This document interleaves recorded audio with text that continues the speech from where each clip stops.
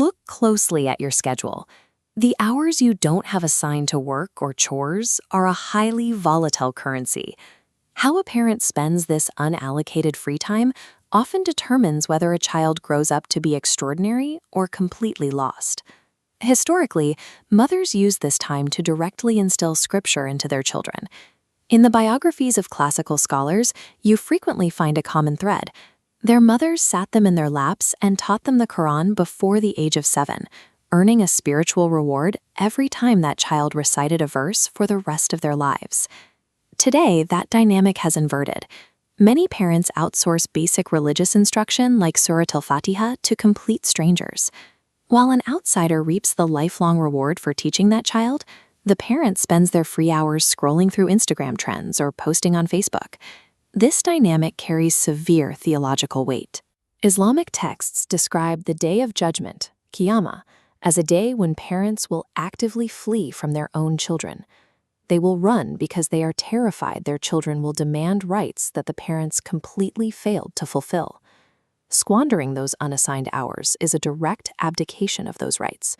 When you waste time, you leave your child without the guidance they are owed. We expect writers to practice daily to hone their craft, yet we treat raising human beings as an automatic instinct.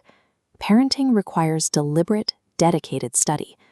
When parents fail to study how to communicate, the home becomes emotionally inaccessible. The source text points to cases where young girls suffered sexual abuse, but never told their families. The parents had established a pattern of dismissing their children's privacy or talking down to them, interactions the parents thought were perfectly normal, but which silenced the children completely. Islamic tradition addresses this directly. The Prophet stated that anyone put in a position of authority who makes themselves inaccessible to the needs of their wards commits a grave offense. Failing to create a safe space for children to confide in you is a dereliction of duty. In previous generations, keeping a child physically inside the house meant they were generally safe.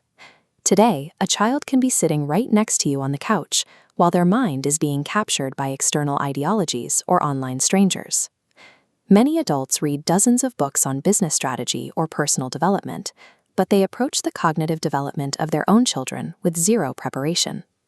Without consciously studying child psychology and communication, a locked front door offers no protection. Physical safety means nothing if you lose the war for their mind. Even the best parenting books have limits.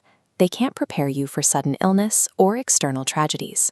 To handle the factors entirely outside your control, the text advises establishing a deep, continuous reliance on prayers and divine nearness. But those prayers come with a strict condition. Divine protection requires obedience. You cannot expect your supplications to act as a shield if you are constantly indulging in alvav, vain, useless talk, and hours wasted on social media. Alongside this spiritual discipline is an intellectual requirement. When children face modern existential doubts, parents need to pull answers directly from the complex, grounding works of historical scholars like Ibn Qayyim or Ibn Taymiyyah. Relying on English summaries won't work. Translations often capture only about 50% of the original conceptual depth. Combating deep ideological confusion requires a parent to develop genuine literacy in the original Arabic texts. This rigorous study pays dividends. While many people feel they become a burden as they age, an older parent who has spent decades mastering and teaching these texts becomes a magnet for the community. The combination of strict spiritual discipline and dedicated linguistic literacy builds a dense protective barrier around a child's worldview. This dedicated approach applies equally to secular education. Many children who struggle possess immense raw potential, but that potential will atrophy and die without a highly involved guide. Thomas Edison was sent home with a sealed letter. His mother tearfully claimed the school called him a genius. Decades later, Edison found that letter in a closet. It actually stated he was mentally deficient and permanently expelled. His mother didn't rely on empty encouragement.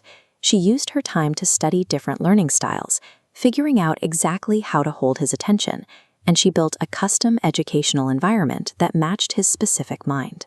Compare this to parents reacting to a failing grade by shouting at the child, assigning a punishment, and then logging back onto social media.